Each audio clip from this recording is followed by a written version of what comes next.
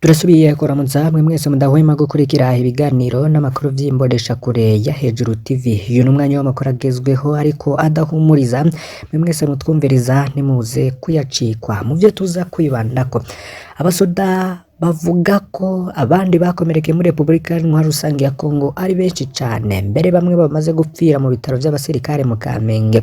Amasoko yacu muri ivyo bitaro avuga ko ibitaro vyuzuye abakomeretse, abasivile bose bariko barasorwa ivyo bitaro.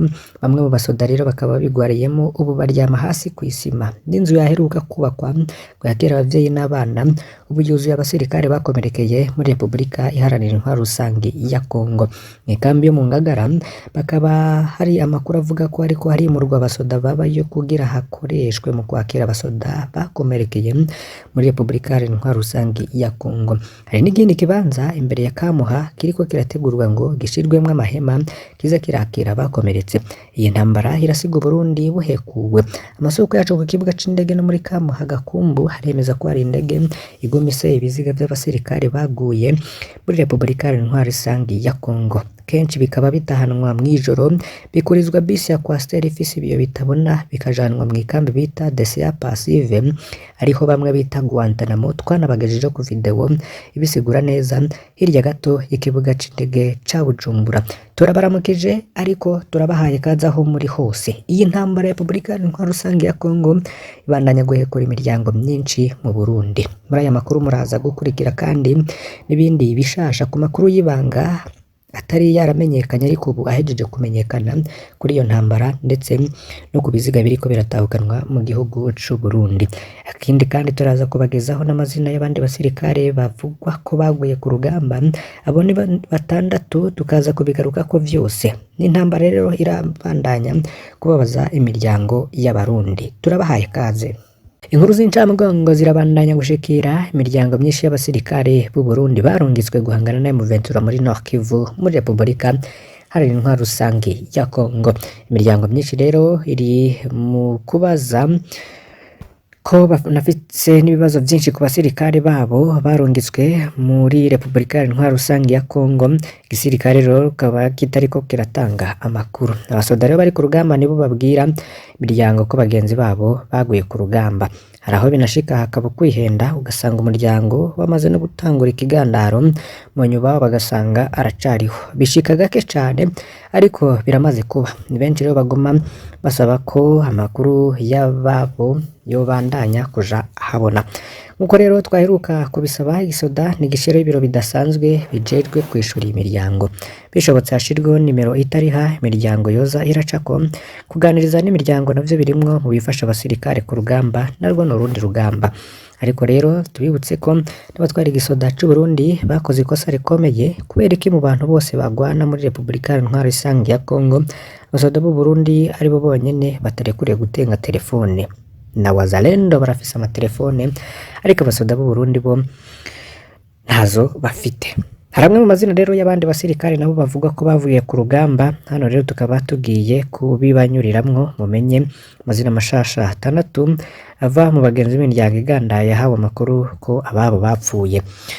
Uwa mbere ni umusirikare Jean de Dieu Rukizantwari avuga ku mutumba wa Kibonde komine Busoni mu ntara ya Kirundo. Harimwo umusirikare Jean Marie Kwizera avuga ku mutumba wa Gahondo komine Ndava mu ntara ya Mwaro. Urugo rwiwe rukaba ruri ku mutumba wa Kibongo komine Bugendana mu ntara ya Gitega. Hariye première classe Keve Torihigwa avuka ku mutumba Gitanga komine Gisagara mu ntara ya Cankuzo. Hari umusirikare yitwa Jean Claude Rukundo nawe avuka ku mutumba Rusimbwe komine Gisozi mu ntara ya Mwaro. Hari umusirikare Eric Ntiranyibagira avuga ku mutumba wa Kanyinya zone Matyazo muri komine Mubimbi ni mu ntara ya Bujumbura rurare. Hari kandi umusirikare Patrick Nshimirimana avuga ku mutumba wa Karungura komine Mwumba mu ntara ya Ngozi. Amazina rero akaba aje yiyongera ku yarenga 200 twagiye turabashikiriza mu bihe bitandukanye kuri iyi chaîne yacu ya YouTube. Hari ayandi atari make rero tuzobagezaho n'ivyabo. Amakuru rero mashasha mugomba kumenya hava mu basirikare ntahumuriza. abo basirikare bari kurwana muri Repubulika Iharanira Rusange ya Kongo bavuga ko bigoye rwose kumenya bitigiri by'abasize ubuzima. Baremeza ko rero hafi y'abasoda batari bake bafatiye ku bitigiri bito cyane amakompanyi amwe usanga asigaranye, ariko rero ntibashobora kumenya neza bapfuye n'abafashwe n'imiri na M23. Abasoda bemeza nuko ingwano taboroheye, baravuga ko muri no misi bari bashoboye kwaka M23 ahatari yake muri Ngungu na Masisi, ariko ubu hose M23 yahisubije. Bidukundiye rero tukaza no kubasangiza n'amajwi mbere itandukiriye mu gufata utundi duce dushasha harimo n'uturi mu buraruko bw'intara ya Sud Kivu. Ikindi rero abo basoda bavuga nuko abakomeretse ari benshi cyane, mbere bamwe bamaze no gupfira mu bitaro by'abasirikare mu Kamenge. Amasoko yacu rero muri ivyo bitaro akavuga ko ibitaro vyuzuye abakomeretse, abasivile bose bariko barasohorwa ivyo bitaro. Bamwe rero mu basoda babigwariyemwo ubu baryama hasi ku isima. N'inzu aheruka kubakwa ngo yakira abavyeyi n'abana ubu yuzuye abasirikare bakomerekeye muri Repubulika Iharanira Rusange ya Kongo. Mu ikambi yo mu Mangagara bakaba bavuga ko hariko harimurwa abasoda babayo kugira hakoreshwe mu kwakira abasoda bakomerekeye muri Repubulika Iharanira Rusange ya Kongo. Hari n'ikindi kibanza imbere ya Kamuha kiriko kirategurwa ngo gishirwemwo amahema kiza kirakira abakomeretse. Amasoko yacu ku kibuga c'indege no muri Gakumba aremeza ko hari indege iguma iseye ibiziga by'abasirikare baguye muri Repubulika ya Demokarasi ya Kongo, kenshi bikaba bitahanwa mw'ijoro bikurizwa bisi ya Coaster ifise ibiyo bitabona, bikajanwa mu ikambi bita Desert Passive ari aho bamwe bita Guantanamo hirya gato y'ikibuga c'indege ca Bujumbura. Imiryango rero imaze kubona ibiziga by'ababo, hari iyindi yankiwe kubabona n'iyindi idahabwa inyishu n'imwe. Iravugwa kandi ko harimwo ibiziga byaje byarononekaye cyane, Aroni twibagira ibiziga bitari bike byatawe mu turere mu 23 yatsi abasoda b'u Burundi maze bahunga batabijanye. Ikibazo rero cy'ibiharuro kiragoye kandi kubera intambara zibandanya buri munsi, rero hagoma hongerako abasoda bicwa. Kanya rero kadukunde tukaza no kubasanga izindi nkuru ivuga amaguru abasoda b'u Burundi bavuga ko bariko barabonera muri iyo ntambara, harimo bituma bishasha biriko birakwega n'impfu nyinshi z'abasoda. Tukaba rero duhojeje imiryango y'abo basoda bariko barahitanwa n'iyi ntambara atayihuriye n'inyungu z'u Burundi. Tukabanza yo gusaba n'ubutegetsi bw'u Burundi kwisubira ko iyi ntambara iriko irasambura igisoda, iriko yongereza ukwinubana mu basoda.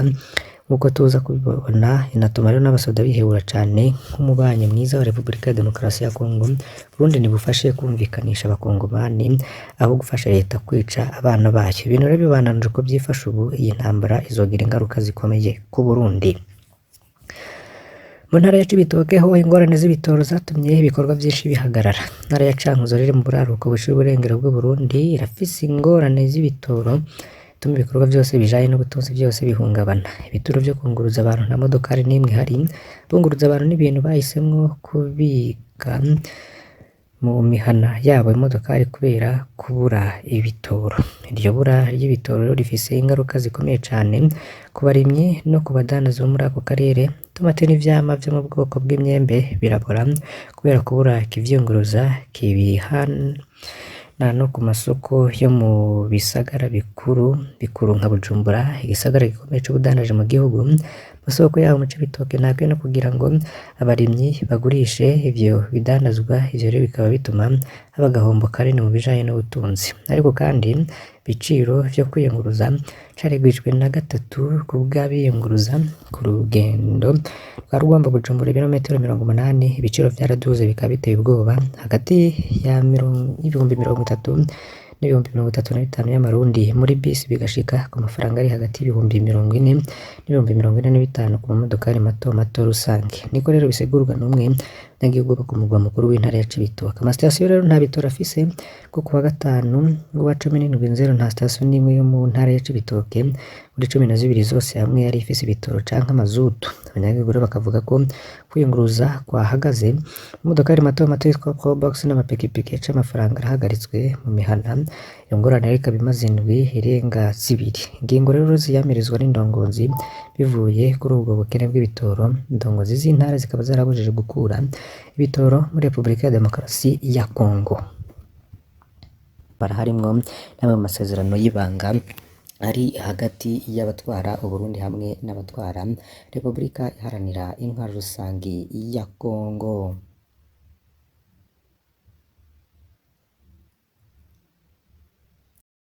Tukiriye kuri ivyo, umuryango w'umusirikare Salvatore Tuyisabe uriko uriruhutsa aho n'Imagara.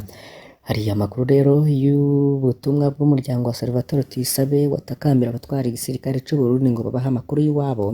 Ijoro riwe abiwe bakaba barasubiye kugira ico batangaza bagira bati turabaramukije tuje kubashimira twarabateye akamo mwongera muragashikana nk'uko muvyibuka jewe nabandike ndababwira ko ntari mu Burundi nongera ndababwira agahinda umuryango w'umusoda Salvatore Tuyisabe warimwo. Uyu musirikare yari yasezeye umukenyezi we kuwa mbere wahera amubwira ko agiye ku rugamba agwaye cane ko naho batomurasa atazi ko azoba yakiri muzima. Kwa kabiri rero makuru Pacifique yashize ahabona ngo wakurikiye nta gakuru kasubiye no kuboneka, gusa kuwa gatatu niho basigaranye telefone ya Salvatore bandikira umukenyezi we yo kwigumya akakira ibyabaye ariko baranka kumutomorera icabaye, bamubwiye ko ubutumwa Salvatore yasize bahaye bazabumuzanira nibatamwikonje. Umukenzi rero yatahuye ko umugabo we yamaze gupfa ariko Imana ikora ibikomeye. Hirya y'ejo Salvatore Tuyisabe yarasubiye kuboneka arandika aciye ku yindi telefone ko ari muzima. Salvatore yavuze ko nawe atarashobora kuronka telefone yiwe ariko yarahumurije umuryango. Icabaye rero ntago kizwi ariko ubutumwa Pacifique nirazwi ngo yaba yarashize ahabona abo baryango ba Tuyisabe bakaba bandika bati bwarafashije kubona mwaravyanditse vyatumye ubutumwa bushikira Salvatore n'ingoga ko umuryango we hangayitse maze nawe arondera uburyo bwose arawuhumuriza. Turazi ko ayo makuru atanezereye igisirikare ariko igihambaye nuko mwatumye umuryango uhumurizwa. Turamaze kubona batahuka twebwe tubatabaza mukatwakira niko tuzi ico mutumariye nimuze mucika intege na rimwe ibiriko birashikira abasoda bacu muri Kongo birimwo igifungu cinshi. Imiryango yuzuye ubwoba n'agahinda nta numwe ariko arayihumuriza. Ntushobora no kwibaza abantu bazinduka baraba urubuga rwanyu kugira barabe ko ari agakuru k'ababo. Nimukomere kandi mugomane umutima. Ubu twumva ngo ikibaraje inshingano kumenya uwaguhaye amakuru ntaco bidutwaye ngo wewe uragoma wakira abakwitura ngo Imana niyo yonyine izoguhemba. Turasubiriye kubashimira. Iyi nkuru rero ikaba yaranezereye abantu benshi cane, gusa rero imiryango ibaza amakuru y'abayo ni myinshi cane kuko hari myinshi iriko irasemerera buri kanya. Rero Pacifique nazwe kavuga ko aronka imiryango yandika ngo babaze ko ababo boba bakiri bazima. Si ikintu coroshe na gatoya ngo mu gisirikare c'u Burundi barakwiye no gushiraho ibiro vyakira imiryango na telefone itariha ku buryo imiryango igize amakenga ica yitura ivyo biro kandi navyo bikanyarutsa gufasha imiryango kumenya amakuru y'ababo. Igisoda rero ntigishobora kwaka amatelefone abasirikare ngo cungere cane tangana amakuru ubwo rero ngo koba ari uguhohotera imiryango. Hari n'abandi rero baronka amakuru ko ababo bamaze kwitaba Imana ariko bakabaho batazi nimba ibiziga vyaratowe nimba vyaratahanywe nimba bazoshobora gufuba ababo. Bose rero bararindira amakuru y'igisoda bakayabura ngo ni ibikosorwe. Rero yibutsa ko iyi ntambara atari y'abarundi, abatwara Uburundi ni babe ababanyi beza na Republika Iharanira Rusange ya Kongo bafashe gutora umuti ngo ntibabe bafashe umubanyi kwica abana biwe. Ku ruhande Pacifique nazwi akavuga ko azobandanya kwakira imiryango imwitora kugira ngo agire ico ashikiriza ku yandi makuru menshi aba ariko aravugwa.